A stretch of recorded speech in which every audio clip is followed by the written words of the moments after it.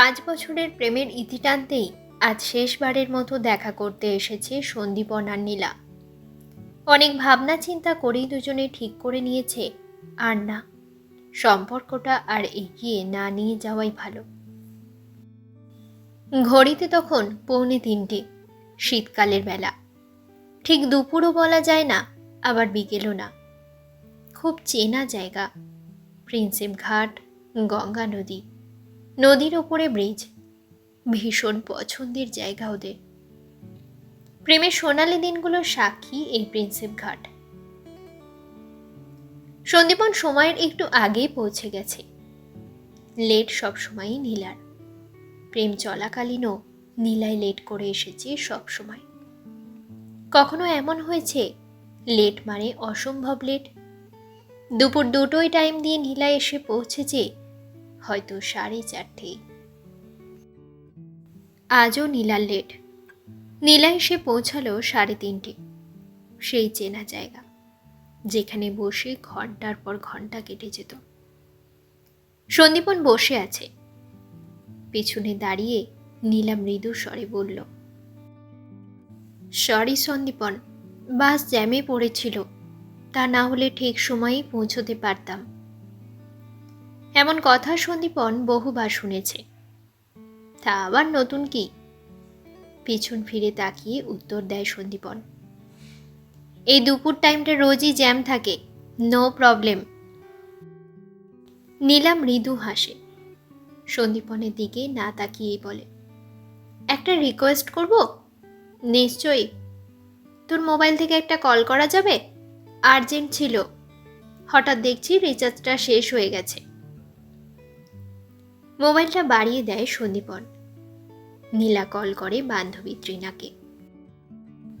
Minute 3 কথা বলে মোবাইলটা সন্দীপনের হাতে দিয়ে দেয় নীলা। এক ঝলক নীলার দিকে তাকিয়ে নিয়ে সন্দীপন বলে, দাঁড়িয়েই কথা বলবি নাকি বসতে মানা আছে? একটা দূরত্ব মেনটেন করে নীলা সন্দীপনের পাশে বসে। নীলার কাছ থেকে ভেসে আসছে চেনা পারফিউমের গন্ধ। সন্দীপনের খুব পছন্দের পারফিউম ওটা। নীলা এতদিন সেটাই ব্যবহার করে এসেছে। কিছুক্ষণ দুজনেই চুপ। তাও মিনিট 5 হবে। কি কথাই বা বলবে ভেবে পাচ্ছে না কেউ। কথা বলার আছেটাই বা কি? 3 দিন আগে শেষ কথা তো হয়ে গেছে। তবুও আজ আর একবার শেষ দেখা করতে আসা। লেবু চা নিয়ে হাঁক দিচ্ছে পুলক কাকু। দুজনেই পুলক কাকুর পরিচিত। টানা 3 বছর দেখছে ওদের। পুলক কাকু জানে নীলা লেমন টি খুব পছন্দ করে। সন্দীপন চায়ের ভক্ত না। নীলার জোড়াজুড়িতে সন্দীপনকেও খেতে হয় লেমন টি।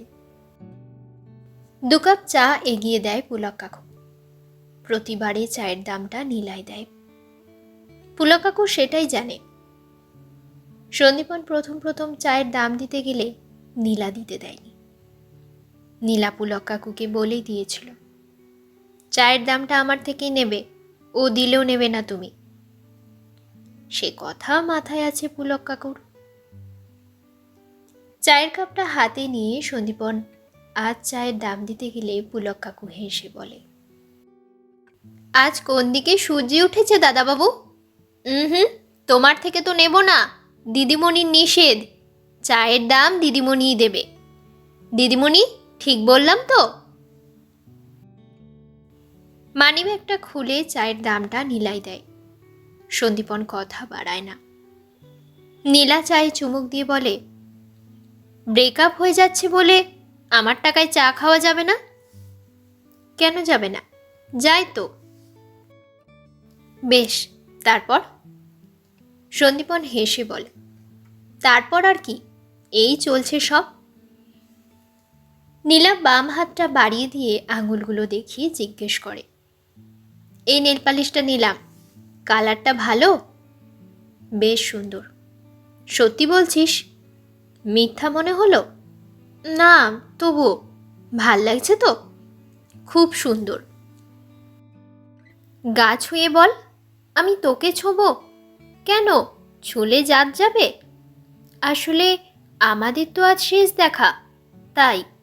আচ্ছা বেশ, ছুলাম। শেষ দেখা যখন বললি, তাহলে ছুঁয়ে দিলি কেন? তুই তো বললি। কথাটা বলতে বলতেই সন্দীপন পকেট থেকে সিগারেটের প্যাকেটটা বের করে একটা সিগারেট ধরায়। পাশ থেকে নীলা অবাক হয়ে বলে, মানে তুই সিগারেট? ইয়েস, এটা ছাড়া আছে কি?